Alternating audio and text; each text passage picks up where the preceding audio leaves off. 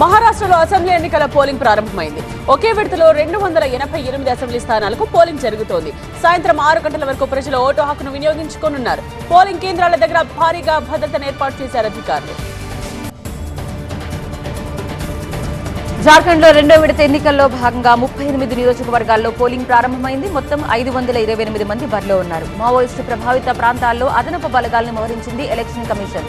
మహారాష్ట్ర, జార్ఖండ్లో పోలింగ్ ముగిసిన అరగంట తర్వాత ఎగ్జిట్ పోల్స్ విడుదల చేసేందుకు ఈసీ అనుమతించింది. గచ్చిబౌలి సిద్దిక్ నగర్ లో త్రుటిలో పెను ప్రమాదం తప్పింది. 5 అంతస్తుల భవనం పక్క కొరిగింది. ఈ భవనాన్ని అధికారులు పరిశీలించారు. భవనం పక్కనే మరో బిల్డింగ్ నిర్మాణ పనులు జరుగుతూ ఉన్నాయి. సెల్లార్ కోసం తవ్విన గుంత కారణంగానే భవనం పిల్లర్స్ కుంగిపోయి ఒక్కసారిగా బిల్డింగ్ పక్క కొరిగింది. దీంతో ఆ బిల్డింగ్ లో నివాసం ఉంటున్న వారితో పాటు చుట్టుపక్కల వారు బయటకు పరుగులు తీశారు. భవనం కుంగడంతో విద్యార్థులు, ఉద్యోగులు 5 లేయర్ ఫార్మింగ్ అంటే 5 అంచుల వ్యవసాయం, దీన్ని చేస్తూ 10 లక్షలు సంపాదిస్తున్నారు శ్రీమూర్తి గారు. ఆయన నుండి నేర్చుకోవడానికి ఇప్పుడే ఫ్రీడమ్ యాప్ ని డౌన్లోడ్ చేసుకోండి. ఆందోళనలో ఉన్నారు. రాత్రంతా చెల్లోనే బాధితుల పడిగాపులు కాశారు. తమ సర్టిఫికెట్లు భవనంలోనే ఉండిపోయాయని ఆవేదన వ్యక్తం చేస్తున్నారు. కాసేపట్లో పక్కకు ఒరిగిన భవనాన్ని పూర్తిగా కూల్చనున్నారు అధికారులు. భవనాన్ని జీహెచ్ఎంసీ, హైడ్రా అధికారులు బిల్డింగ్ ను పరిశీలించారు. సమీప భవనాల్లో నివాసం ఉంటున్న వారిని ఖాళీ చేయించారు. విద్యుత్ సరఫరాని నిలిపివేశారు. రాత్రంతా చీకట్లోనే ఉన్నారు స్థానికులు. పిల్లా పాపలతో చలిలో రోడ్డు మీద బిక్కుబిక్కుమంటూ గడిపారు. పక్కకు ఒరిగిన భవనాన్ని MLA Arikapudi Gandhi, Serilingampally zonal commissioner Upender Reddy పరిశీలించారు. బిల్డింగ్లు కూల్చేస్తామన్నారు అరికపూడి గాంధీ. ప్రమాదానికి కారణమైన పక్క బిల్డింగ్ యజమానిపై పోలీసులు కంప్లైంట్ నమోదు చేశారు.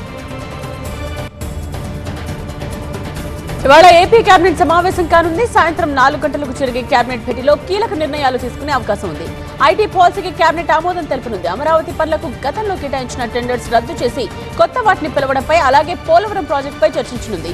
సూపర్ 6 హామీలో ఒకటైన మహిళలకు ఉచిత బస్ ప్రయాణం పైన నిర్ణయం తీసుకునే ఛాన్స్ ఉంది. ఏపీ అసెంబ్లీ సమావేశాలు 8వ రోజుకు చేరాయి. ఉదయం 9 గంటలకు ప్రశ్నోత్తరాలతో సభ ప్రారంభం కానుంది.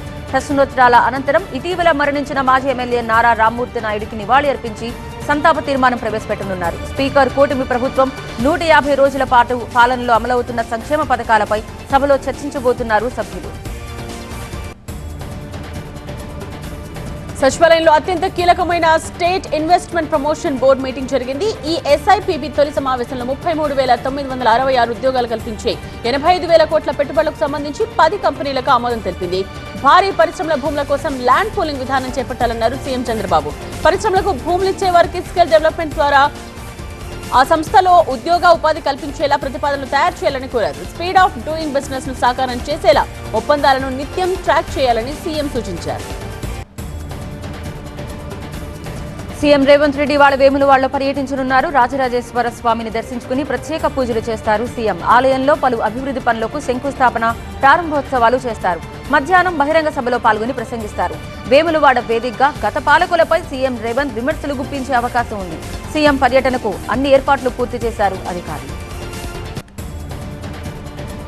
గాంధీభవన్ లో మంత్రుల ముఖాముఖి కార్యక్రమం జరగనుంది. రేపు ఉదయం 11 నుండి మధ్యాహ్నం 1 గంట వరకు జరిగే ఈ కార్యక్రమానికి deputy CM Bhatti Vikramarka, PCC chief Mahesh Kumar Goud హాజరవుతారు. సమస్యలపై ప్రజలు, పార్టీ శ్రేణుల నుండి వినతులు స్వీకరిస్తారు. అనంతరం టీపీసీసీ విస్తృత స్థాయి కార్యవర్గ సమావేశం జరగనుంది. ఇవాళ మహబూబ్ నగర్ జిల్లాలో పర్యటిస్తారు మాజీ మంత్రి హరీష్ రావు. కురుమూర్తి స్వామి వారిని దర్శించుకోబోతున్నారు. రుణమాఫీ విషయంలో సీఎం రేవంత్ తప్పుడు ఓట్లు వేశారని ఆగ్రహం వ్యక్తం చేశారు హరీష్ రావు. సీఎం రేవంత్ రెడ్డి మాట తప్పారని ఆరోపిస్తూ పాప పరిహారం పూజలు చేయనున్నారు. రేపు మహబూబాబాద్ జిల్లాలో పర్యటిస్తారు బీఆర్ఎస్ వర్కింగ్ ప్రెసిడెంట్ కేటీఆర్. మానుకోటలో 15,000 మంది రైతులతో కలిసి ధర్నా నిర్వహించనున్నారు. లగచర్ల ఘటన, గిరిజన సమస్యలపై నిరసన చేపట్టనున్నారు కేటీఆర్. తనపై నమోదైన కేసును కొట్టివేయాలని కోరుతూ బీఆర్ఎస్ నేత, కొడంగల్ మాజీ ఎమ్మెల్యే పట్నం నరేందర్ రెడ్డి దాఖలు చేసిన క్వాష్ పిటిషన్ మరో బెంచ్ కు బదిలీ అయింది. రోస్టర్ పద్ధతిలో మరో బెంచ్ కు బదిలీ చేసింది హైకోర్టు. ఇవాళ విచారణకు వచ్చే అవకాశం ఉంది. లగచర్ల ఘటనపై ఎన్హెచ్ఆర్సీకి ఫిర్యాదు చేశారు ఎంపీ ఈటెల రాజేందర్. రైతులను పోలీస్ కస్టడీలో 3rd డిగ్రీ ప్రయోగించి చిత్రహింసలకు గురి చేశారని, ముఖ్యమంత్రి నియోజకవర్గంలో ప్రజలకు రక్షణ లేకుండా పోయిందని కమిషనర్ దృష్టికి తీసుకువెళ్లారు. వెంటనే ఎన్హెచ్ఆర్సీ బృందాలను లగచర్లకు పంపించి రైతులకు న్యాయం జరిగేలా చూడాలని విజ్ఞప్తి చేశారు. కమిషన్ కూడా సానుకూలంగా స్పందించిందని ఈటెల రాజేందర్ తెలిపారు. లగచర్ల ఘటనలో ప్రధాన నిందితుడు సురేష్ కు కోర్టు రిమాండ్ విధించింది. సురేష్ తో పాటు మరో ఇద్దరు కూడా పోలీసుల ఎదుట లొంగిపోగా ముగ్గురిని అరెస్ట్ చేసి కొడంగల్లో కోర్టులో ప్రవేశపెట్టారు పోలీసులు. కోర్టు వీరికి 14 రోజుల రిమాండ్ విధించింది. వీరిని సంగారెడ్డి జైలుకు తరలించారు పోలీసులు. అందరికీ మామూలు ఇచ్చుకుంటూ పెద్ద ఎత్తున రేషన్ బియ్యం దందా చేస్తున్న సయ్యద్ ఫైజ్ అనే వ్యక్తిని పోలీసులు అరెస్ట్ చేశారు. ఎల్బీ నగర్ నుండి సరూర్ నగర్ వెళ్తూ ఉండగా పట్టుకున్నారు. అతని వద్ద నుండి 200 క్వింటాల పీడీఎస్ రైస్ ని స్వాధీనం చేసుకున్నారు. కేసు నమోదు చేసుకుని దర్యాప్తు చేస్తున్నారు పోలీసులు. ప్రాచీన కళలు, సంస్కృతిని ప్రపంచానికి తెలియజేయడం లోక్ మంథన్ యొక్క ప్రధాన లక్ష్యమన్నారు మాజీ MLC Ramachandra Rao. Tarnaka welfare association కార్యాలయంలో లోక్ మంథన్ భాగ్యనగర్ 2024కు సంబంధించిన వాల్ పోస్టర్ ని ప్రారంభించారు. రేపటి నుండి 24 వరకు లోక్ మంథన్ కార్యక్రమం ఉంటుందన్నారు. మాదాపూర్ శిల్పారామంలో జరిగే ఈ కార్యక్రమానికి మాజీ ఉపరాష్ట్రపతి వెంకయ్యనాయుడు ప్రారంభిస్తారని, 22న రాష్ట్రపతి ద్రౌపది ముర్ము పాల్గొంటారని తెలిపారు. ఇవాటి నుండి విజయవాడ కనకదుర్గ ఘాట్ రోడ్ బంద్ కానుంది. కొండ దగ్గర రక్షణ చర్యల్లో భాగంగా మూసివేయనున్నారు అధికారులు.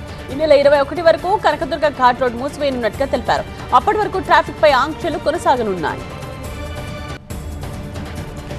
సంగారెడ్డి జిల్లా కేంద్రంలో కలెక్టరేట్ కార్యాలయం మందుబాబులకు అడ్డాగా మారిపోయింది. ఎక్కడ చూసినా చెత్తా చెదారంతో నిండిపోయి అసాంఘిక కార్యకలాపాలకు నెలవుగా మారింది. కలెక్టర్ కార్యాలయ ఆవరణలో బిర్యానీ ప్యాకెట్లు, మందు సీసాలు ఉండడంతో స్థానికులు ఆగ్రహం వ్యక్తం చేస్తున్నారు. దీనిపై ఉన్నతాధికారులు విచారణ చేపట్టాలని కోరారు. అగ్మార్క్ ఉన్న ఆహార పదార్థాలను వినియోగించాలని అగ్మార్క్ సైంటిస్ట్ సుహాసిని అన్నారు. కారం, పసుపు, ధనియాల పొడి, తేనె, నెయ్యి వంటి వాటిని పరీక్షించి వాటి స్వచ్ఛత నిర్ణయిస్తామని చెప్పారు. కేంద్ర ప్రభుత్వం ఆధ్వర్యంలో నడిచే తమ సంస్థకు దేశవ్యాప్తంగా 11 ల్యాబ్స్ ఉన్నాయన్నారు. స్ట్రీట్ ఫుడ్ కంటే ఇలా ఇంటి ఆహారాన్ని తీసుకోవడమే ఉత్తమమన్నారు. అగ్మార్క్ ఉన్న ఆహార పదార్థాలే కావాలని ప్రజలు డిమాండ్ చేసే పరిస్థితి రావాలన్నారు. అప్పుడే కల్తీలకు చెక్ పెట్టొచ్చన్నారు. హైదరాబాద్ పాత బస్తీ చంద్రయానగుట్టలో ట్రాఫిక్ పోలీసులు డ్రంక్ అండ్ డ్రైవ్ తనిఖీలు నిర్వహించారు. పోలీసులను చూసి ఒక యువకుడు రాంగ్ రూట్ లో వెళ్లి డివైడర్ ను ఢీకొని పడిపోయాడు. స్వల్ప గాయాలతో బయటపడ్డ ఆ యువకుడిని పోలీసులు కాపాడారు. అతను మద్యం తాగలేదని నిర్ధారణ అయింది. హైదరాబాద్ లాలాపేటలో నిజాయితీ చాటుకున్నాడు సతీష్ అనే వ్యక్తి. లాలాపేటలోని అయ్యప్ప స్వామి దేవాలయం సమీపంలో నడుచుకుంటూ వెళ్తూ ఉండగా రోడ్డుపై 2 లక్షల రూపాయలు కనబడ్డాయి. డబ్బులు తీసుకుని లాలగూడ పోలీసుల్ని సంప్రదించాడు సతీష్. తనకు దొరికిన 2 లక్షల రూపాయలని అప్పచెప్పి నిజాయితీ చాటుకున్న సతీష్ ను అభినందించారు పోలీసులు. బెంగళూరులో భారీ అగ్ని ప్రమాదం జరిగింది. ఎలక్ట్రిక్ బైక్ షోరూమ్ లో షార్ట్ సర్క్యూట్ తో మంటలు చెలరేగాయి. ప్రమాదంలో షోరూమ్ లో పనిచేస్తున్న 21 ఏళ్ల యువతి మృతి చెందింది. స్వల్ప గాయాలతో బయటపడ్డ 5 సిబ్బందిని ఆసుపత్రికి తరలించారు. ఢిల్లీలో అగ్ని ప్రమాదం చోటు చేసుకుంది. షాదారాలోని రాణి గార్డెన్ స్లమ్ లో మంటలు ఎగసిపడ్డాయి. స్క్రాప్ నిల్వ చేసిన ఇంట్లో మంటలు చెలరేగి 12 గుడిసెలు దగ్ధమయ్యాయి. సమాచారం అందుకున్న అగ్నిమాపక సిబ్బంది మంటల్ని అదుపులోకి తీసుకొచ్చారు.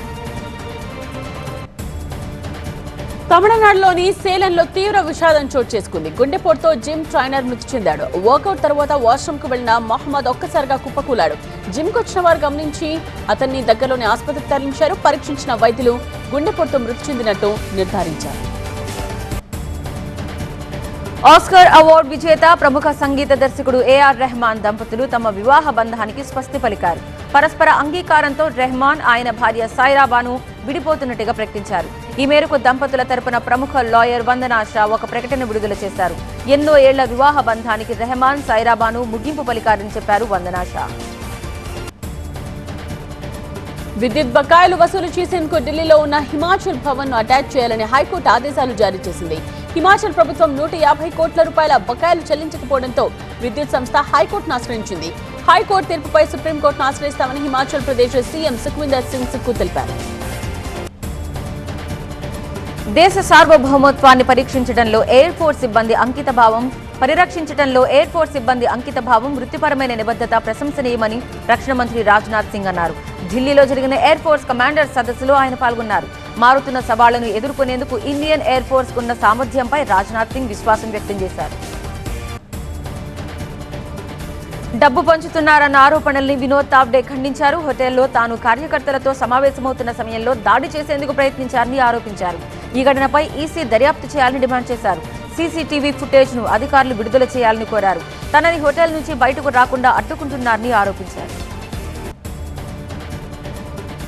ఓటర్లకు డబ్బులు పంచుతూ రెడ్ హ్యాండెడ్ గా చిక్కిన వినోద్ తావ్డేని ఎందుకు అరెస్ట్ చేయలేదని శివసేన నేత ఉద్ధవ్ ఠాక్రే ప్రశ్నించారు.